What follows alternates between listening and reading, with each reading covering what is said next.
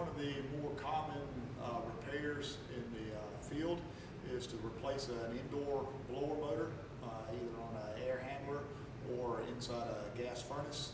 And I'm showing the proper procedure in removing and replacing a new motor.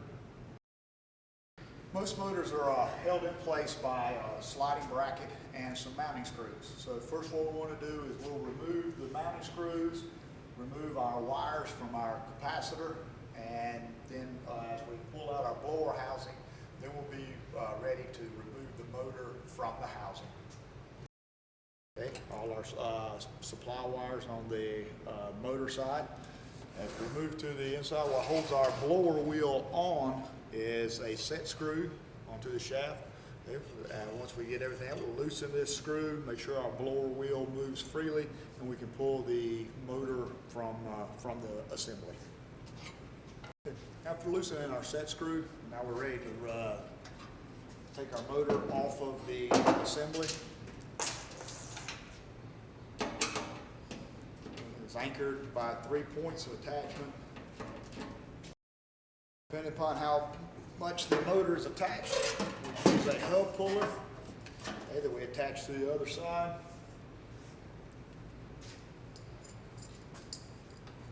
Attaches to the hub of the blower wheel and actually drives the shaft through.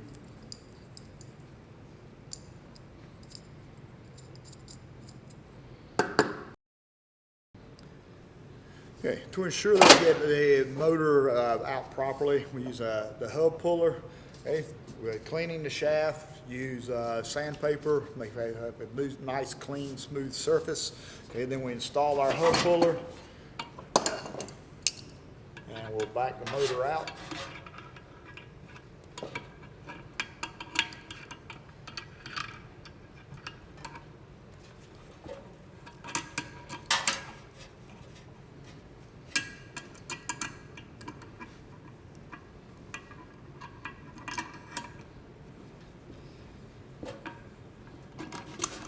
Moving, all we're doing is driving the shaft down through. Once it's loose, motor, we take it, make sure we find the right specs, voltage, amperage, rotation, and horsepower. Okay. After acquiring our new motor, our procedure, it goes back in just in reverse order. Make sure our motor shaft turns freely. We line it up through the blower housing, making sure that all our wires are not pinched. Line up the holes for the bracket and install the motor.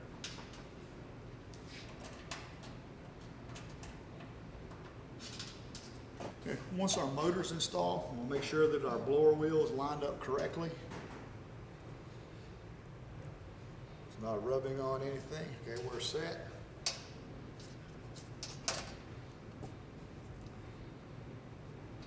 Install our set screw.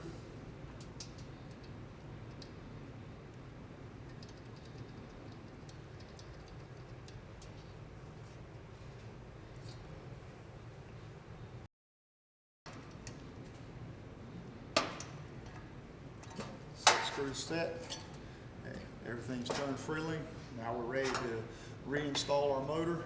Okay, as our correct wiring, and our repair should be completed. Okay.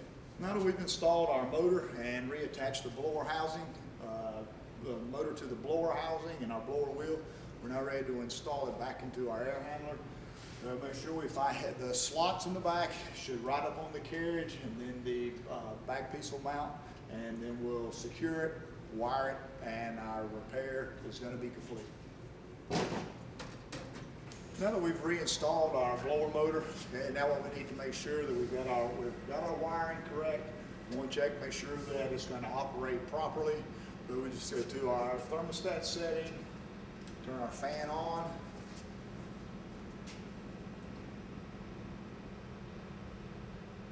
We're in our delay to the board. So we have proper operation.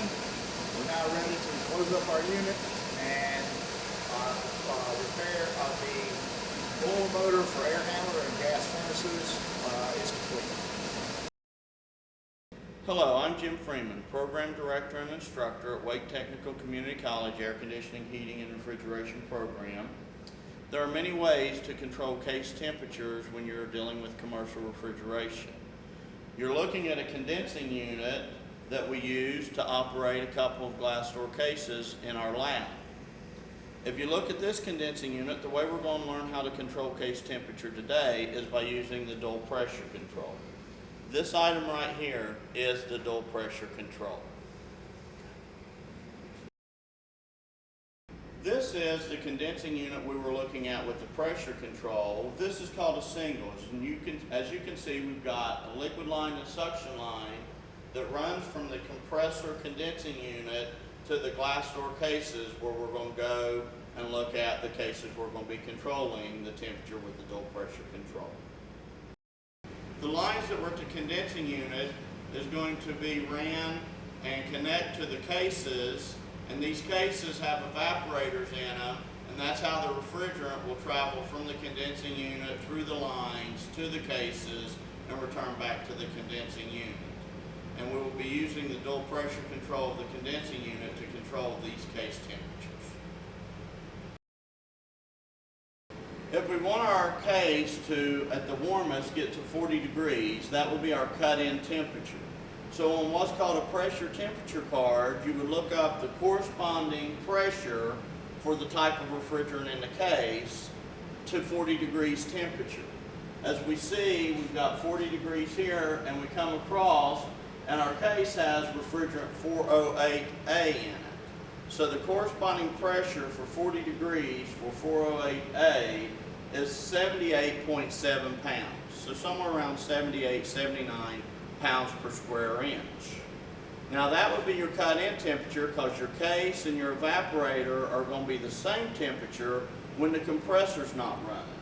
But as soon as we kick our compressor on, because the compressor is going to be drawing the vapor refrigerant down the suction line, it's going to lower the evaporator temperature about 20 degrees colder than we want to shut the case off. So if we want the case to shut off at 36 degrees, we would subtract somewhere around 20 degrees, which would bring us to 16 degrees. Now we know that if the evaporator gets to 16 degrees, our case should be in the neighborhood of 36 degrees. We come over to 16 degrees for 408A, and we see 16 degrees 408A is somewhere around 45.9 pounds per square inch, about 45 to 46 psig. And again, that corresponds to 16 degrees for 408A. So now we're going to go back to our condensing unit, and we're going to see how to adjust the control in order to try to maintain this case temperature. Here's our dual pressure control, and as we can see, the side I'm on is your cut-in side. And as I adjust the cut-in side, if you look, the slide moves on both the cut-in and cut-out. So the first thing you want to do is adjust your cut-in. So I'm going to adjust my cut-in to somewhere around 80 psig.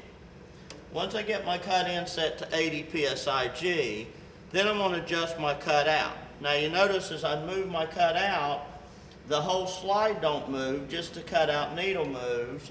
So I'm not adjusting everything when I'm adjusting the cut-out, I'm just adjusting the cut-out alone. Therefore, you would always set your cut-in first, then try to adjust your cut-out. If I have to go back and adjust the cut-in, it's going to move my cut-out, so I'll have to readjust. So I'm going to set my cut-out for around 45 psig, which is, we said our cut-out should be around 45 or 46, and our cut-in should be around 78. Now we have the cut-in and cut-out set. I'm going to start the unit, and we're going to try to maintain the case at that temperature.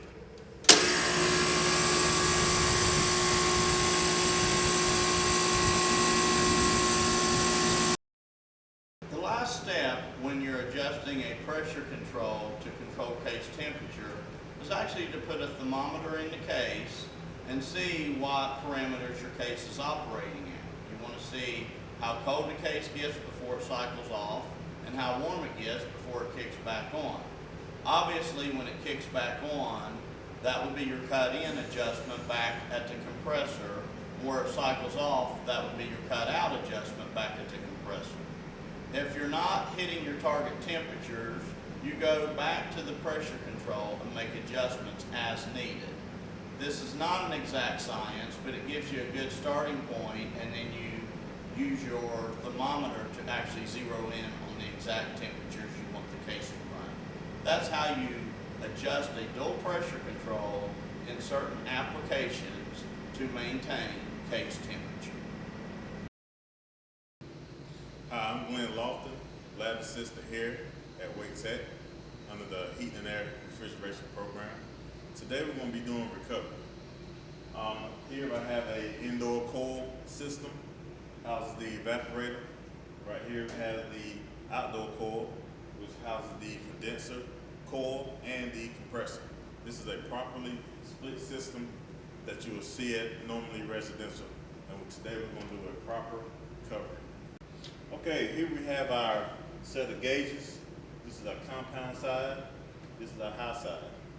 We got these installed properly on the system. Normal system hookup, we have a low loss fitted for your high side. Some technicians like to use the ball valve, but today we're going to use the low loss fitted. As you can see, we got a low side hooked up to our suction line. We got a high side hooked up to our liquid line. A few more components that we're going to need today are the recovery tank itself, which has the gray bottom, yellow top. You want to make sure you have a properly DOT recovery tank whenever you're doing recovery. We also have the scale, digital scale. We also have a recovery machine itself. And to connect these two together, we have our fourth hose. And before we do anything, I always want to act safely first. So we got the safety glasses. Now we got all of our components that we need for recovery. We're going to start off by properly installing our gauges. Before you install gauges, you want to make sure your hand wheels are fully shut tight. You will also want to check your hoses, make sure they're closed. As you can note, I already hooked them up to my system. I got my high side and my low loss fitting to my liquid line, low side to my suction line. Now we are ready to proceed forward. I have now my center hose hooked up to my inlet of my recovery machine. Also my fourth hose is hooked up to my liquid port on my recovery tank. Now, in the field, you will normally have this style tank, but some tanks are older and the hand wheels are vice versa. So you may have your high side as your red or your high side as your blue. Okay, so you always want to make sure you check that. Notice on my recovery machine, I have everything in the closed position. Close in, close out. Got my system set to recovery, because that's what we're going to be doing right now. So, the first thing you're going to want to do is, you're going to want to fully open your hand wheels. Like so. So you got your high side and your low side fully open. Now, you'll want to come to your recovery machine and turn it in the open position. And when you do so, now you see that the compound side of your recovery machine is also reading, as well as your high side is also reading. What it's reading is the refrigerant that has passed so far from the system all the way up to the machine so far. Now you want to go to your outlet port. You want to take it from closed to open. If you was here, you will also hear refrigerant pass through this hose, our fourth hose. Now it's resting here at our recovery inlet valve on the tank. But before we can open this up, you have to realize that once we hook up the gauges to the system, there's about a 6 to 5 inch gap of air that's trapped in the hose. You want to relieve that air pressure before opening up this hand wheel on this tank.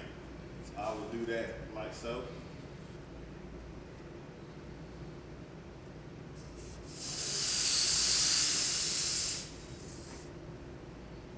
Now I'm ready to open up my recovery tank.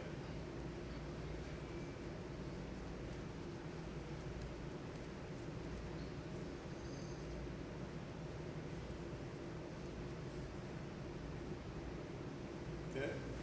Now that my recovery tank is open, I'm now ready to turn on my recovery machine. Now, our recovery is done.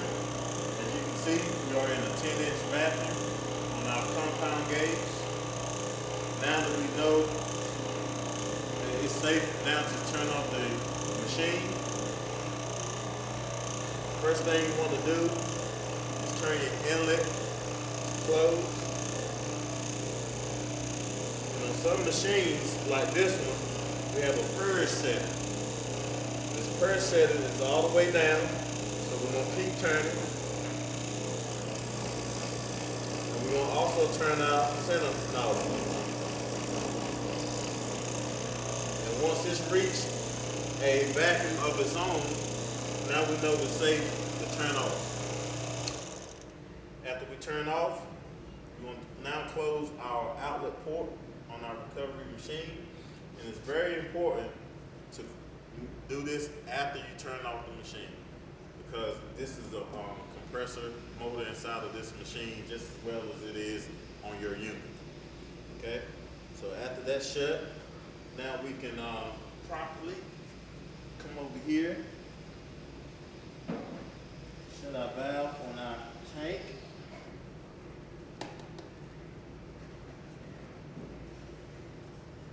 Okay, and now on our hand wheels.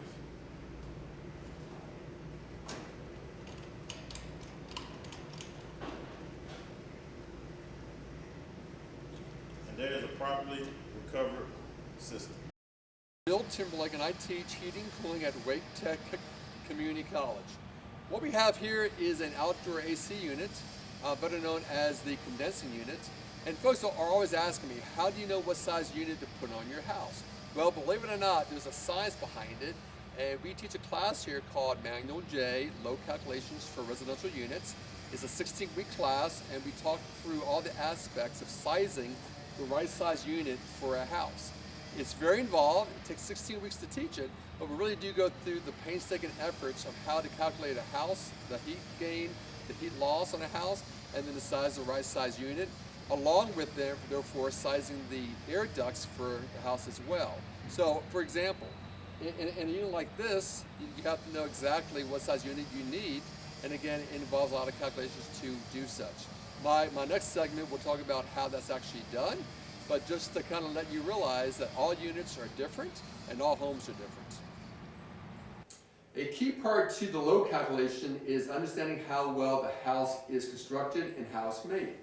Some of the key parts of that would be how deep are the walls and how much of the insulation can be put in, the R value of the walls.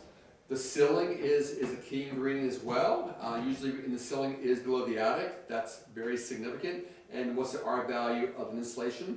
You have the floors, you have doors, but one of the key things are your windows.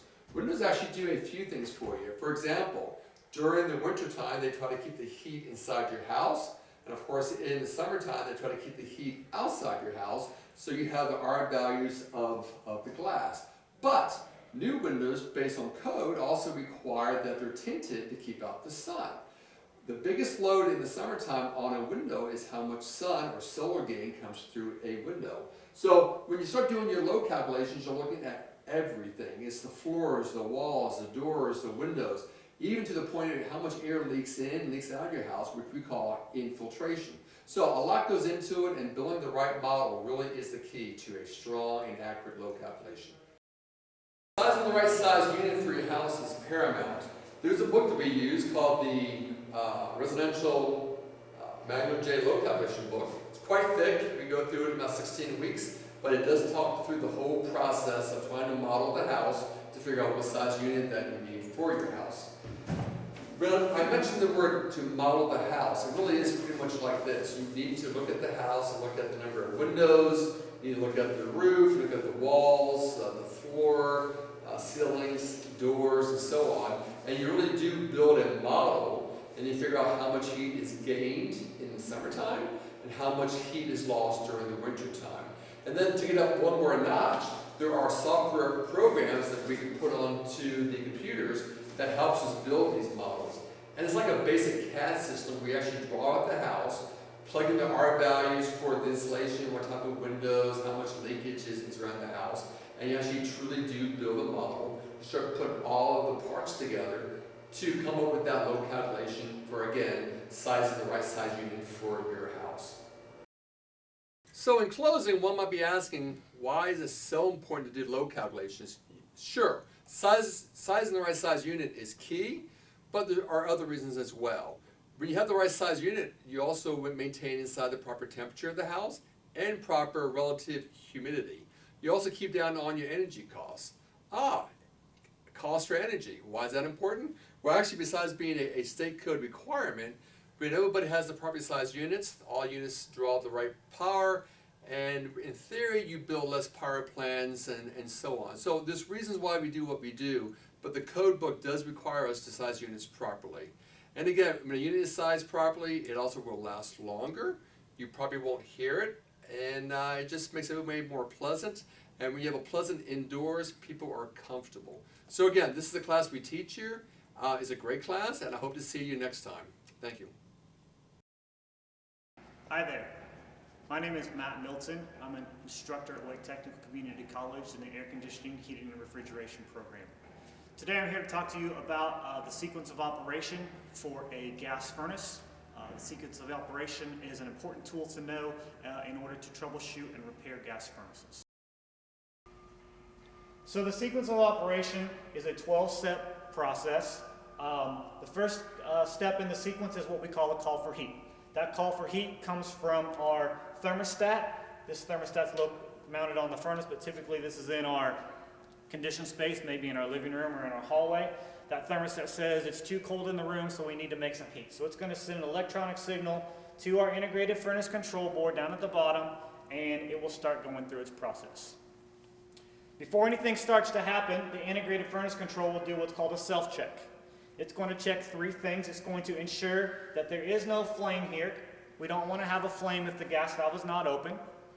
Second thing it's going to check is going to ensure that our pressure switch is actually open. If our pressure switch was closed, it would not start. And the third thing it's going to look for, it's going to look at our high limit switch to ensure that our furnace is not overheated. Once it's gone through its self-check, what happens almost instantaneously, we're going to energize our inducer fan motor. So we're going to energize the inducer fan motor, which is this motor here. It's going to start to run. As it starts to run, it's going to create that negative pressure draft in our heat exchanger, which will in turn move to step 4, which is prove our draft. So this switch inside of here, this diaphragm will actually close, and that will allow our furnace to move on through its sequence of operation. Fifth step is to energize our hot surface igniter. Again, our hot surface igniter is located in the back behind the burners. It takes somewhere between 15 and 30 seconds for our hot surface igniter to glow bright orange. After that amount of time, our step 6 is going to happen. Our gas valve is going to energize. Once we've energized our gas valve, we are going to look to prove flame. So our flame sensing rod here that we pointed out before is going to be located in the flame, and that will actually close a switch to prove to our integrated furnace controller, our circuit board, that we have a good flame and that we're not spilling gas out into our building. That would be a bad thing. After we've proven our flame, we have what's called a blower delay timing to turn it on. So our indoor blower motor is not going to turn on immediately. We want our heat exchanger and the air inside of our heat exchanger to heat up before we start blowing that air into our house. We don't want to have cold drafts going into our customers and our parents' houses. After that delay timing, we will actually energize our indoor blower motor and blow hot air into the house until our thermostat senses that the room has reached the temperature we've set it at, or our optimum temperature. That's step number 10, our thermostat gets satisfied. At step 10, when our thermostat is satisfied, it's going to do a couple things. It's going to shut off the power to our gas valve. That's going to extinguish our flame. Once our flame is extinguished, we're going to have what's called a post-purge. Post-purge is our inducer fan motor is going to continue to run to get any of the combustion gases out of the heat exchanger and out of our vent system to prepare for a new combustion cycle. And also we're going to have a blower delay timing to turn our blower delay off. Once we turn our furnace off, there's a lot of internal heat inside this furnace that we want to use and make sure we use so we get all our money's worth out of the gas that we're burning. So that blower delay timing will run for a specified amount of time and will turn off at the specified amount of time. So here's our inducer fan motor that we just energized from our thermostat. Once our inducer fan motor starts, it's going to send a signal, or it's going to make pressure and close our pressure switch. It's going to happen almost instantaneously.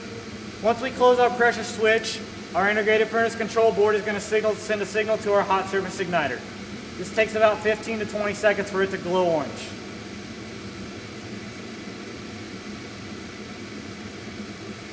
Once it reaches the optimum temperature, our gas valve will energize and we'll have flame.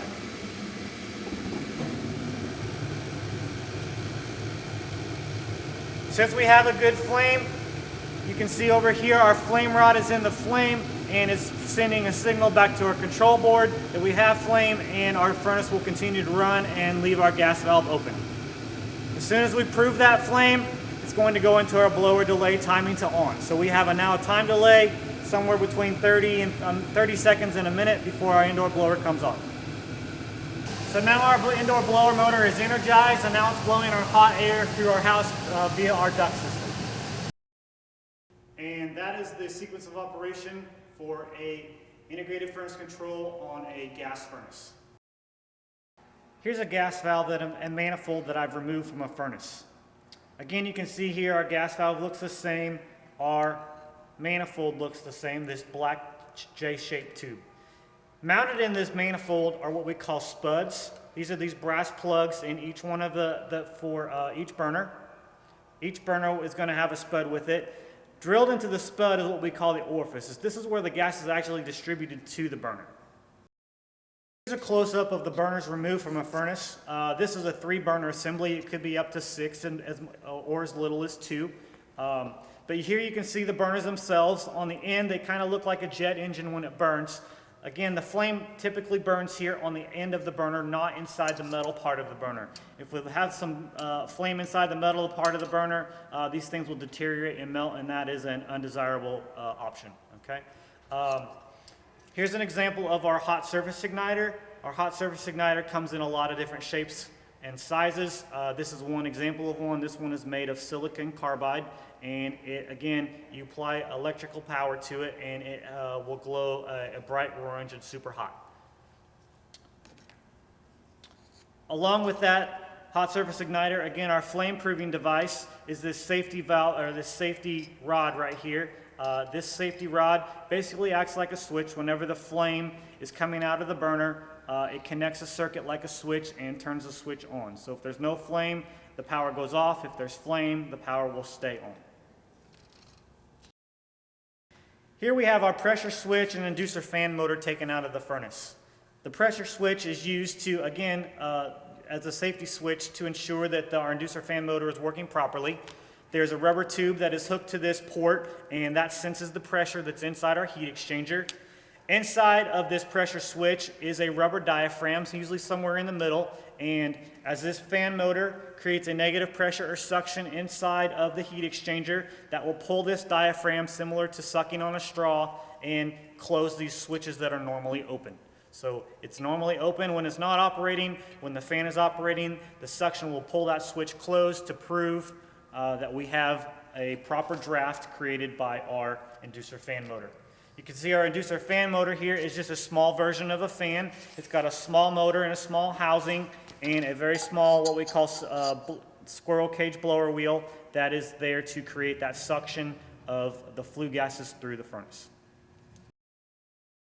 If you're interested in learning more about the air conditioning, heating, refrigeration trade and the air conditioning, heating, refrigeration program here at Wake Tech, look us up online at www.waketech.edu and search for air conditioning, heating, and refrigeration.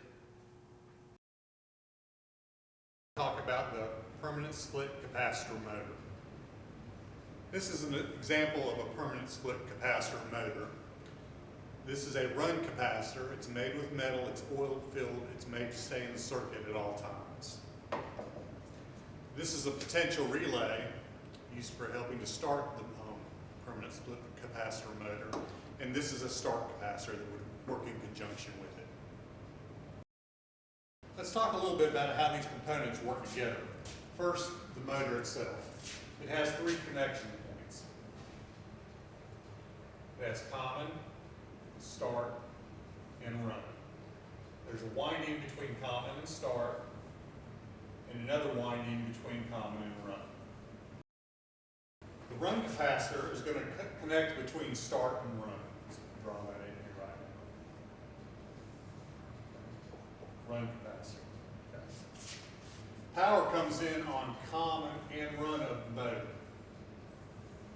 So it's going to come up to a contactor switch here from common, and another one for run. Power source is L1. When there's a call, these contacts are closed. Power comes from L1 to common, through the run winding, back to L2, we have a complete circuit. Also, power comes from L1 through the start winding to the run capacitor, back to L2, a complete circuit. Under high load conditions, this motor sometimes will need some assistance in getting started. And one of the ways to do that is to use a potential relay and a start capacitor. Here's our potential relay. We have 3 connection points on it, 5, 2, and 1. Between 5 and 2, we have a coil. Between 2 and 1, we have a normally closed switch. The way this potential relay connects into the circuit, we also have a capacitor. This is going to be our start capacitor. It's going to hook up right here. The other side of the start capacitor is going to come back up to your contactor. 5 is going to connect back up to your contactor here also to L1. And then start is going to connect to 2 also. So the run capacitor is in the circuit at all times. Anytime the motor is running, anytime there's power applied to the motor, the run capacitor is in the circuit. The start capacitor is only in the circuit initially just when the motor first starts to run. Let's talk a little bit about how the action of the potential relay controls the start capacitor. At startup, the rotor of the motor begins to turn. Now a motor is very similar to a generator. And once that rotor starts to turn, it starts to generate what's called a back EMF voltage. And that induces a voltage into this coil between 5 and 2. Once that back EMF is induced into this coil right here, it energizes the coil, and this switch opens up, taking the start capacitor out of the circuit. So let's review. The motor has 2 windings. It has a start winding and a run winding. It has a run capacitor which stays in the circuit at all times. Then it has a start capacitor which is only in the circuit at the beginning of the cycle. If you'd like to find out more about this and other components in the HVACR industry, please contact us at Wake Tech Community College. Thank you. I'm Stevens. I'm an instructor at Wake Technical Community College here in Raleigh, North Carolina. And today I would like to talk to you about thermostats. So the thermostat, like the one I'm holding in my hand here, is what controls your heating and air unit. It has many different wire and letter designations, and I'm going to tell you more about them. So the 2 main types of systems that we have here in North Carolina are the gas furnace with AC coil and a heat pump. If you have a modern thermostat, then it will work for both systems. It just needs to be wired correctly. So what we have here is our letter designations for what we call a conventional thermostat. We have R, C, Y, G, and W. R is your 24-volt power supply. That is basically the switch leg of the thermostat. All power on these other legs will derive its power from R. It's just switched internally inside the thermostat. C is your return to the transformer. It's sort of like a neutral, but it's not. It functions much the same way.